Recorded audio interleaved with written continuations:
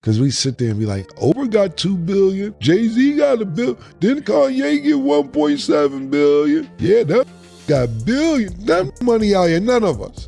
They got no damn money. Oprah and Jay-Z put their money together, still can't afford the Boston Celtics. Throw all my money in with it. We still can't get to the Boston Celtics. We be sitting there hyped over, and another B, and another B. Ain't enough B's, man. It's not enough to get the Celtics, man. Jay-Z might be sitting on $1 billion, but Cameron is out here saying it means nothing because they still won't let him own a team. Cam wasn't holding back at all on this one. He said the real money and the real power stay hidden behind the curtain, calling it games beyond the games, and the way he broke it down had people stunned. You can collect Grammys, build empires, stack billions, but if you can't get a seat at that sports ownership table, you're still standing outside the arena like everyone else, and Cam made that point loud and clear. Then he dropped the wildest example. He said you could put Oprah, Jay-Z, and Kanye's money together and they still couldn't buy the Boston Celtics, which is crazy because these are three billionaires who shape music, culture, and media. Yet somehow they still can't reach the spot where the real bosses are sitting. That's when Cam said, "We're losing out here," because for him, it's never just about the cash, it's about access and who gets let through the door. It be games beyond the games, man. We losing. We losing bad, man. Just sick of it. You know why? Because we sit there and be like, Oprah got $2 billion. Jay-Z got $1 billion. Didn't Kanye get $1.7 billion? Yeah, them niggas got $1 billion. Them niggas, nigga, we ain't got no money out here. None of us. None of us. They got no damn money. Oprah and Jay-Z put their money together, still can't afford the Boston Celtics. Cameron made it clear. It's all about ownership, not just stacking checks. He's tired of watching black moguls build massive wealth, but still get locked out of real decision-making power. They are losing out here, man. I'm sick of it. And they be laughing when I be talking and it don't be fucking funny. You have to invent things that people need. And don't get me wrong, software is not necessarily a necessity, but almost is. They took away payphones. They took away 411 where you could call for information. They made it where you have to have some type of technology in your pocket. Now, this software company that bought it is some lucrative shit to where they have a spare $6.1 billion. He even gave Jay-Z props for hustling from nothing to an empire. But then he hit everyone with the cold reality. Even if you combine all their wealth, they still couldn't buy the Boston Celtics. And that's exactly the issue he's calling out. We are losing. We be sitting there hyped over. It's not enough to get the Celtics. And don't get me wrong, that's a nigga. And I'm not talking about Jay-Z because he's the reason why I respect Jay-Z as a hustler and a businessman, so everything else, because you watched him actually grind and get that. Same thing like with Floyd Mayweather. You sat there and watched Floyd grind and get his money. Floyd literally had to fight for his money. Fight. But all the people I just named combine all their money, still can't get the Celtics. He said they hype people up about being the first billionaire, but the real game stays rigged because the doors to true ownership are still shut tight. And like I said, I got pockets changed compared to these. We can't get the Celtics. Don't mess over. We can't get the Celtics. We can't do nothing about it. When are they gonna let us play? When are we gonna be able to get some of this chicken to where we can get something? It's no black owners in the NFL, not one. And they ain't letting us in. I'll tell you that right now, we ain't gonna see it. But no. NFL, that's the majority owner. Who? Cam even brought up the whole token ownership situation, the Magic Johnson style deals. He said, let's be honest, Magic might have 2%, maybe 6%, but in his eyes, that's not real power. That's just showing face while someone else pulls the strings. Cam broke it down simple. When you're the majority owner, you call the shots. You're not just there to smile for photos. You're the one making the actual moves. No, they ain't gonna be. You won't be a principal owner. Majority owner. I mean, you damn right. I mean, majority. Don't listen, man. Don't say and talk about no damn Magic Johnson with 1%. Now we pumping Magic, my man. That 1.5%. Let's cut it the fuck out. Stop.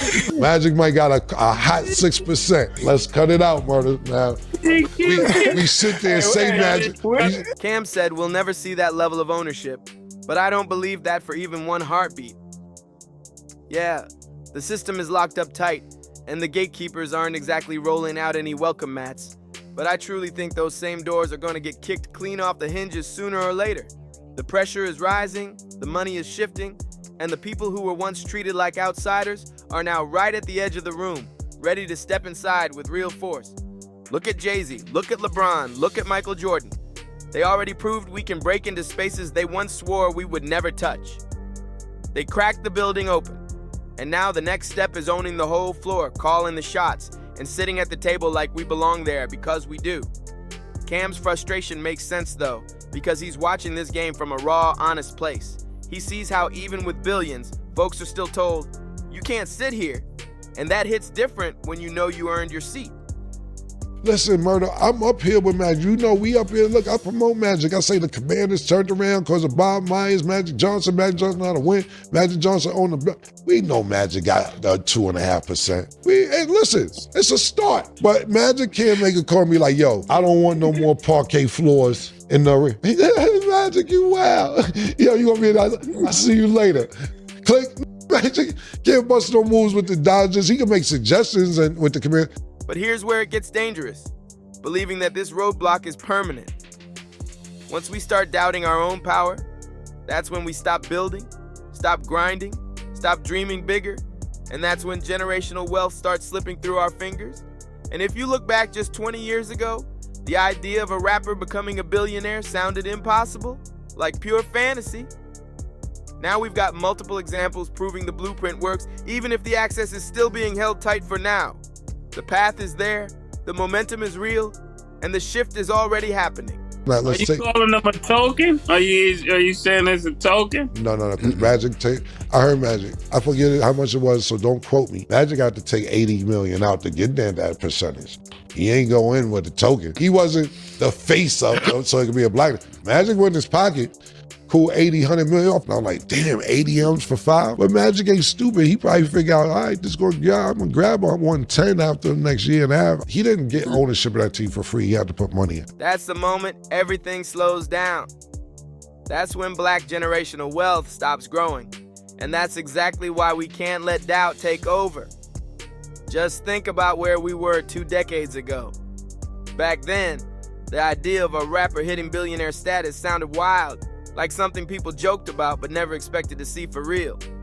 Now, we've got multiple billionaires who came straight out of hip-hop, proving the blueprint is not only real, it's expanding every single year. And yeah, maybe Jay-Z doesn't own a team right now, but the seeds he's dropping are powerful. He's teaching people how to move like an actual corporation, not just a celebrity with fame and followers. That shift in mindset is what eventually forces the system to open doors they've been trying to keep closed. When someone shows you how to operate with strategy, control, and long-term thinking, the whole game changes. And who's to say we even need their old systems forever? What if the next big move is creating something brand new? Our own leagues, our own platforms, our own sports empires. Imagine giving someone like Jay-Z or LeBron the full resources, the infrastructure, the tech teams, and the investors who actually believe in the vision. With that kind of support, building a whole new lane wouldn't just be possible, it would shake the entire industry and force everyone else to adjust. But what I was gonna say is this. We know what majority means. Majority means when you win, Most. you make the moves, but not just make the moves. You sit there and you get to hold the trophy. You get to say, we are the Western Conference Final Champions. Mark Cuban, you stay over there. You're not the majority owner anymore. Hey, I know y'all guys don't know me, but I own the Mavericks now. A league where the ownership actually looks like us, talks like us, and moves with our mindset. That's where the real shift begins. Imagine a space built from our culture, our vision, our strategy, not some room we're only invited into when it benefits somebody else. That's how true power starts growing, and that's how it sticks around for generations. So yeah, I hear what Cam is saying, and I respect the frustration, but I still believe we're pushing in the right direction every single day. The money is shifting, the mindset is evolving, and more people are choosing independence over waiting for permission.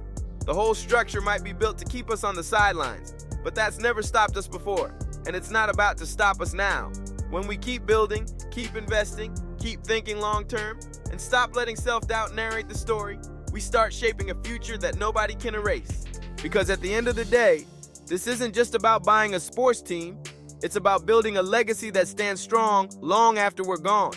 It's about creating power that can't be taken, can't be reduced, and can't be ignored. So let me ask you this. Do you think Jay-Z will ever end up owning a major sports team in his lifetime? Sitting at that table as a real decision maker? Or do you think the real move is stepping outside their system completely and building our own leagues from scratch, where we control every part of the game? Drop your thoughts in the comment section, hit that like button, share this with somebody who needs to hear it, subscribe to the channel, and I'll see you on the next one.